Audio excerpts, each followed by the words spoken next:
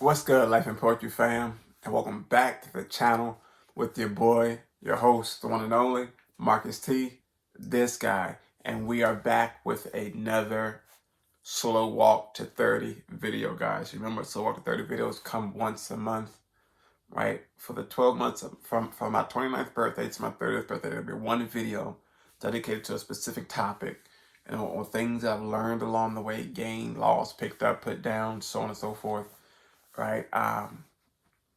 But truly, uh, I'm gonna say this before I get into the formal stuff here, but I really think that these videos are beyond just the learning aspect. I think it's more of a therapeutic thing for me, and I'm gonna tap into that in a minute here. But before we jump into all that good stuff, guys, thank y'all for joining me again. But make sure I do me a huge favor. And remember this here: if you are new here, or if you've been here before and have not already done so, go ahead and do me a huge favor. Go ahead and like, comment, share, and subscribe to the channel. Oh, tongue blue. Vitamins. Make sure you like, comment, share, and subscribe to the channel. And once you've done that, be sure to turn on that notification bell because you never know who's gonna so turn on the notification bell so that you won't miss a video we upload. I know I missed something there, but guys, like, comment, subscribe, notification bell. I know I missed something in between, guys. Forgive me for it. My mind is scrambled a little bit this morning here, but because I feel like there's so much I got to do today, or so much just running through my mind. And whenever I do these videos here, just my mind goes. But I got to stay on this topic here. But the interesting thing is today, guys, I had nothing to talk about. When I first pushed the record button, nothing to talk about. And as I said before, I don't choose the topics beforehand with this part of the channel for the Slow Walk to 30 videos. I let God just bring it back to me what that piece that we he and I feel is needs to come out. But I ain't had nothing today. So I was sitting here, I was thinking, and I was sitting in it. I'm just going through things. I'm on Facebook, scrolling through social media, and I'm just laughing at things on TikTok. And I was literally just sitting here, and I'm thinking. I had the idea of just talking to you guys, just having a conversation, um, and then it clicked that that's exactly what we're going to do. We're going to talk about something, and in this part of this walk here, um, I'm learning that the talking aspect is key. Like you have to be willing to talk about the things that you're dealing with and going through. And Lord knows that I've been through a lot of things in this tenure here, in this time and space in my 20s that a lot of people couldn't bear. A lot of people who I don't know. I don't think that people can just jump into my shoes and live it to the best ability without crumbling.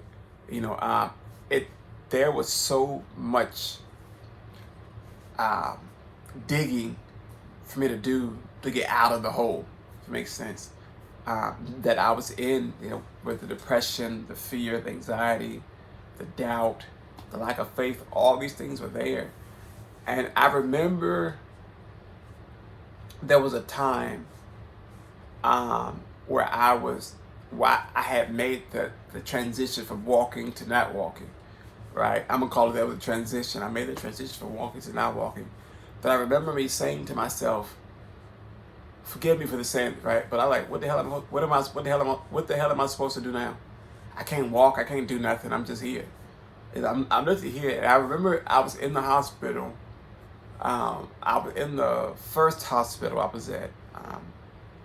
And I remember the nurses, they just kept coming, checking on me. And they were so nice, but I remember not talking to nobody the entire time I was there. Like the first week I was in the first hospital, I don't think I ate maybe twice. I chose not to bathe. I didn't want to move. I was just in it. And I remember one nurse, her name was Denise. Miss Denise came in there, and she was an amazing lady. And she came and she sat with me one day, and she asked me something about the food, and I just was like, whatever. I don't really care. You want to have a conversation? Like, leave me alone. Just take my vitals. Do what you gotta do and get out the room. And she said something to me that really struck a nerve while she was taking taking blood at the same time. But she said to me, she said, even in me not talking, I'm talking. And she read my body language through and through. She knew I didn't want to be there. She knew I was scared. And all these things were coming up. Um, but in that moment, I learned that I had to talk about things. And in talking about it, I learned, as I went through the years, not just in that time in the hospital, um, I started piecing things together. And I remember certain things that I started to block out. Like I remember blocking out the fact that, um, and this was so weird because I blocked out the fact that I was walking less than 24 hours. Correction, less than 30 minutes before I went to the hospital. I was walking less than 30 minutes before I went to the hospital, but I blocked it all out, and I was like, okay, well that doesn't matter anymore because I'm not walking anymore. I gotta adapt. It's a new normal, so I'm gonna be this person who can't do nothing no more. And I remember going from the hospital bed to the wheelchair to the bathroom, the use the facilities, the bathe, and whatever. When I started to be more open with them being there, and by the grace of God, that she was my nurse the entire time I was there. Because in hospital sometimes you get the nurse, the staff switches out from time to time. But she chose to she kept coming back, and when she wasn't there, she would check on me. She would make sure that the nurse that was on at that time would know, okay, I'm in there, so on and so forth. But through all that, I'm learning to talk about things, and I begin to talk to my counselors and stuff like that, and my spiritual team and whatnot, and friends and select family members, and I started to learn something, and it hit me. This thing hit me when I first started these slow 30 videos, but I took time to do this to even analyze it here, and it came up today as I was sitting in the silence, right? As I'm thinking about me realizing I have to talk about things or things, and I started piecing together time, right? But to move through time, you gotta have patience. You have to have patience to move through time. And this year, 2021, my word of the year and my goal and my fight for was gaining more patience. God is something else, I tell you. Patience. Gaining more patience through it all. But through that, to get patience, you have to practice patience, right? And as my patience is already thin. It was already thin before the time of me making the switch from walking to not walking. It was already thin, but it got thinner and thinner and thinner until it was pretty much as thin as a piece of floss. And floss pops easy. You just pull it tight and it pops. But I don't know. I don't know why my patience was like that. I can equate it to the way we were raised, to the upbringing that I had. I can equate it to a lot of things, but it was pretty much non-existent. So to have it now getting thinner and thinner was like, okay, what am I supposed to do now? I don't got patience for you. I don't got patience for me. I don't have patience for this. So what's next? So through that, I learned that I had to go deep into prayer, right? And as I'm praying for it, I'm asking God to give me this patience to push through, and to give me the will to practice the patience, to have the drive to want to do it. What they say, practice makes perfect. If I don't put my best foot forward with trying to widen my spectrum of patience, then what am I doing, right? I think Scripture says, faith without works is dead, right? So I can pray on it, but if I'm not proactive at gaining that patience, then what am I doing? I'm just there. I'm asking for something, and it's not truly. I'm not working towards gaining it. And so, patience,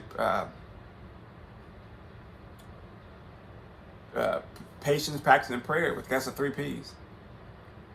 And not the PPE loan type thing, right? The 3 P's: patience, practice, and prayer. And not necessarily in that order, whatever order you choose to find it in. But I learned, and I'm learning. I guess I'm still learning today. The patience is pivotal. It's critical. It's pivotal. It's essential. It's a necessity. It's necessary. It's a big deal, especially in my walk right now. See, my walk is for lack of better terms, it's shaky. It's up and down. It's it's not on the same level as I know it should be. I'm sliding off. I'm sorry, sliding on the side of my bed. But it's not where I needed to be. But I'm taking those steps, and especially through this process here, and the blessing that I have an amazing support system behind me with my wife, my family, my church family, my friends, who actually are taking time to pour into me and to keep me encouraged and letting me know that, you know what, yes, you, no matter how you're moving, you're moving. You know, whether you're walking with your cane or you're walking, you're still walking. And that took me time to get to. It took patience to understand that. It took a lot of patience to understand that. Although I'm on my walker or my cane, um, I'm not down and out. I'm still able to move about, still able to walk. I'm not hospital bound. I'm not restricted to the bed. I'm not restricted to a wheelchair or so on and so forth. That I'm still able to do things, but the patience for the understanding of it and allowing myself to realize it and allowing it to sink in, it took time. It took so much time to get there. Um, but in that process, I gained a better prayer life. I like, even as I'm talking to you now, I'm talking to God at the same time. Not only that He gives me what to say, but that He just gives me that next move for the next step I'm about to take. Um, you know, it's I don't it's not a game of chance for me. It's not a bid I'm about to put in. It's not a gamble for what I got to do.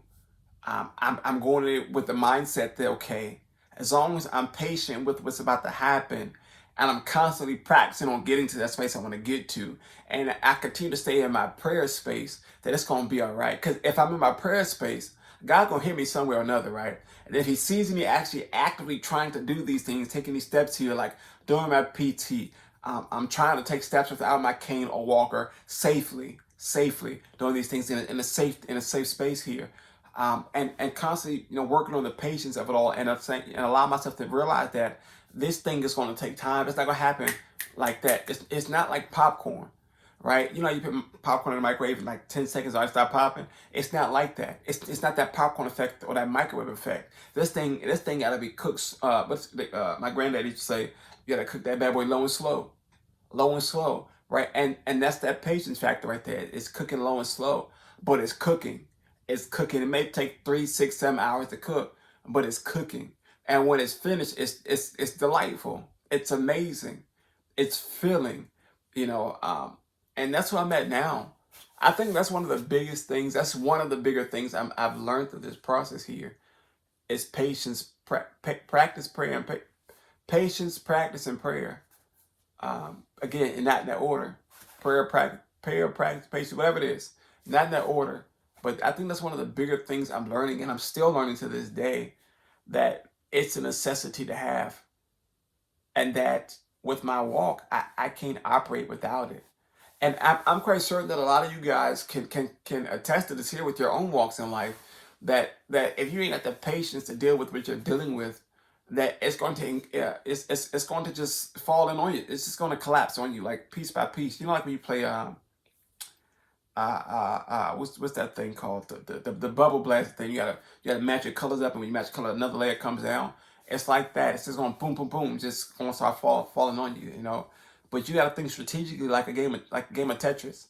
Allow those pieces to fit in, and you allow yourself to build that foundation, something that's sturdy enough to say, okay, look, I can work with this. I can stand on this here, and that comes with the practice, right? You got patience, you got practice, you got prayer. When you allow those things to work in your favor, it's like, I'm using an analogy because my wife is a baker. She's a baker, and it's like when you're baking a cake, right? You gotta make sure all your ingredients match. You gotta make sure ingredients are the right ingredients, the right measurements, mixed the right way, right, and baked at a certain temperature for a certain amount of time, right? When it's done, it's there, right? It's the same way. You gotta put all those ingredients in that pot. You gotta make sure they mix up well, make sure they're right measurements, make sure they blend it up amazingly. You put it in, bam, boom, and let it cook. I'm in that space now, letting it cook, and I've come a hell of a long way from where I started. And there are many people that can testify to it. Because there was a time, and my pastor tells this story because he was part of this journey here. There was a time where I had an incident where I I there was an incident that happened, and he and his brother had came to where I was living at the time, and I couldn't get out of the bed to go to the bathroom. And so I'm laying in the bed and I had soiled myself completely.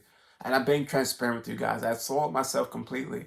And when they came, they scooped me out, they put me in the tub, and they helped me wash up and whatnot. But there was a time where at that time I couldn't sit up in the tub on my own. Like they put me in the tub and they let me go, and I started sliding in the tub. I couldn't support my own body. That's where I was. Now I can stand up in the tub, right? I still got to hold on to things, whatever, because I don't have the full capacity and capability that my legs had that 30 minutes prior to me not walking, right? But I I'm there. I'm no longer there. I'm now here, right? And he tells all the time because it's a true testament of how far I've come through this process here, and I know for sure that my storyline in my 20s, um, it'll be a hell of a lifetime movie. I'm telling you that now.